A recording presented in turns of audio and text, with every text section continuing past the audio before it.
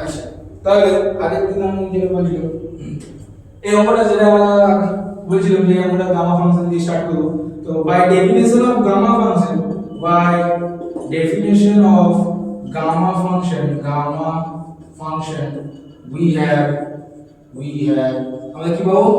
Definition of gamma function থেকে যে আমরা জানি যে gamma n equal to integration 0 to infinity x to the power n minus 1 into e to the power minus x dx। Okay, এটা হচ্ছে gamma ফাংশনের gamma মান। Okay, gamma n একটা স্পেশাল কাইন্ড অফ ফাংশন আছে।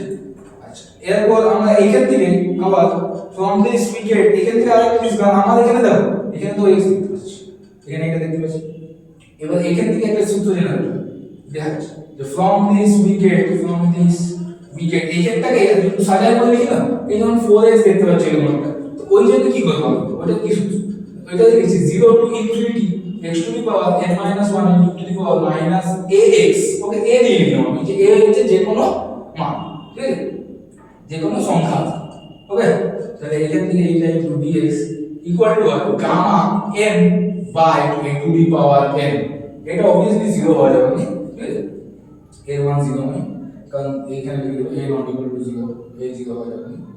তো এখান থেকে এরপর এই যে এটা কি করে লিখব, এখানে দেখো এখানে 1 ছিল, তাহলে এখানে 1 টু দি পাওয়ার n থাকলেও তোমাকে 1 এই করে লেখা দরকার হবে, কিন্তু এই অঙ্কটার সঙ্গে যখন ইকুয়েট করব তখন আমি ইকুয়েটিং ফ্রম এই ইকুয়েশনটাকে এই ইকুয়েশনের সঙ্গে ইকুয়েট করব, ঠিক আছে। তো ইকুয়েটিং ফ্রম দিস ইকুয়েশন আমাকে এই অঙ্কটা দেখাতে হবে, তাহলে এটার সঙ্গে যখন ইকুয়েট করব আমি কি পাচ্ছি দেখো, a এর জায়গাটা এখানে কত আছে 4, তাহলে a সমান 4 হচ্ছে। আচ্ছা, আর n - 1 এর মানটা কোনটা বলে 3/2, তাহলে n - 1 যদি আমার হয় 3/2, তাহলে n ইকুয়াল টু কত হবে, আমার n চাই, মানে যে গামা n আছে, এখানে n আছে, n - 1 আমার চাই না, তাহলে n ইকুয়াল টু কত হবে 3/2 প্লাস 1, তাহলে সমান দিয়ে 5/2 হয়ে যাচ্ছে। আচ্ছা, বুঝা গেল তো?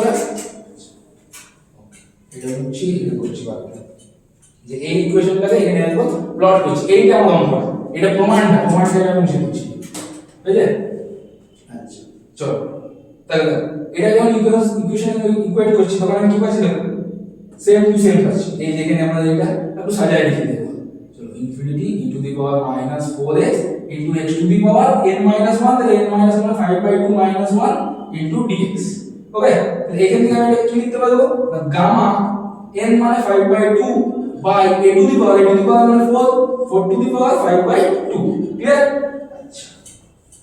এইবার আমাকে জানতে হবে যে এই গামা n এগুলোর মান লাগবে এখানে অঙ্কগুলো কি হবে, ভালো লাগবে যে গামা n প্লাস 1 এটা সমান কত জানো, n ইনটু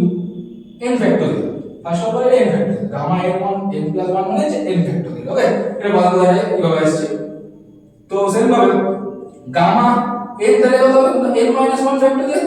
তাহলে ভালো লাগে জিনিসটা, যখন এখানে একবার বেশি হচ্ছে, যদি সিমিলারিটি আমি বলি জিনিসটাকে রাখা যায়, প্রমাণ আলাদা হয়, প্রমাণটা কিন্তু বিএসসি বা এমএসসি এগুলো তো বেশি ভালো করে ডিটেইলসে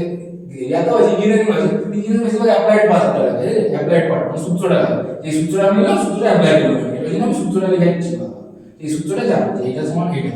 এবারে ফ্যাক্টরিয়াল তো ভাবতে জানি আমরা যে n into n minus 1 factorial, এখানে ডট ডট করে দিতে পারবো এটা, ঠিক আছে। আমার এই গামা n আছে, গামা n মানে হচ্ছে এবার এখানে গামা n প্লাস 1 মানে হচ্ছে n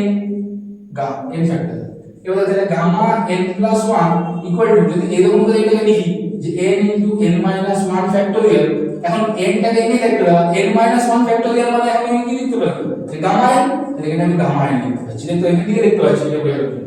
তাহলে এখন এইটাকে আমি সাজাবো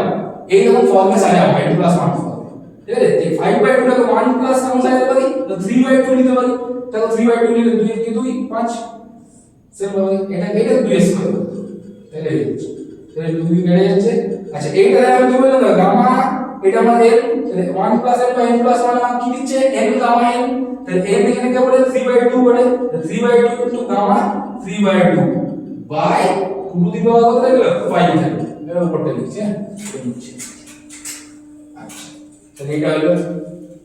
তাহলে এখানে 3/2 ইনটু গামা 3/2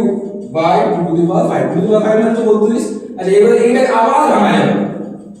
3/2 টাকে আবার ভাঙা যাবে, তাহলে 1 প্লাস 1/2, ঠিক আছে। এবারে স্যার কত দূর ভেঙে যাবে, 1/2 আরো ভেঙে যাবে। আচ্ছা, গামা হাফের মান আমরা জানি, হ্যাঁ এটা আপনার কাজে লাগবে, আগে লিখে দিচ্ছি যে we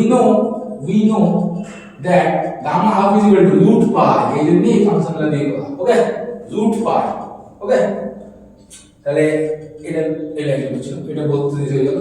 পরের লাইনটা এটা হচ্ছে যে এরপর কি হলো 3/2 এখানে কোনটা এইটা n হচ্ছে এটা আমাদের n তাহলে গামা 1 প্লাস n তাহলে কি দিল আমাকে n গামা n n মানে হচ্ছে 1/2 আর গামা n গামা n মানে গামা হাফ বাই 32 এখান থেকে কি পাচ্ছি ভালো করে দেখো এখান থেকে পাচ্ছি 3 ইকুয়াল 0 গামা হাফ বাই এই দুই গুলো একসাথে গুণ হয়ে যাবে তাহলে 32 সাথে গুণ করলে কত হয়ে যাবে 128 এবার এটার সাথে এটা দাও 32 এর সাথে গামা হাফ এর মান হয়ে যাবে we know that কি বাই দিলাম root pi তাহলে কোথায় দিলাম কত root pi বাই 128 তাহলে সমান দিয়ে 3 root pi বাই 128 আমরা ধরে গেল প্রমাণটা যে কি করে হচ্ছে যে integration 0 to infinity e to the power -4x into x to the power 3/2 dx equal to আমার কত প্রমাণ করতে দিয়েছিল এটাই তো 3 root pi বাই 128 এটা আমার প্রমাণ হয়ে গেল ওকে তো এরকম আরো বিভিন্ন ভিডিও এলিমেন্ট ধরে আরো বাই পার্টস আছে ইন্টিগ্রেশন বাই পার্টস আরো বিভিন্ন আরো আংশিক সমাকলন নির্দিষ্ট সমাকলন অনেক কিছু আছে এরকম ঠিক আছে এটা 11 12 গল্প করে কারণ 11 12 আমাদের তো ব্যাচ স্টার্ট হচ্ছে 11 12 আমাদের এই যে তোমার সায়েন্সের ব্যাচ স্টার্ট হয়ে যাচ্ছে 23 ফেব্রুয়ারি থেকে তো তোমরা যদি কেউ চাও তো আমাদের সায়েন্সের ক্লাস করতে আমার ম্যাথের ক্লাস করতে আরো সন্দীপন স্যার আছে দেবজি স্যার আছে তো তোমরা কন্টাক্ট করতে পারো আমাদের সাথে আর বাকি এটা আমাকে দিয়েছিল আমি এই জন্য একটু করে দেখা দিলাম যে দাদা একটু করে দেবে এটা ইঞ্জিনিয়ারিং এর বিএসসি তো আছে এটা এই রকম কোনো বিটা গামা ফাংশন অবভিয়াসলি আরো ডিটেইলস আছে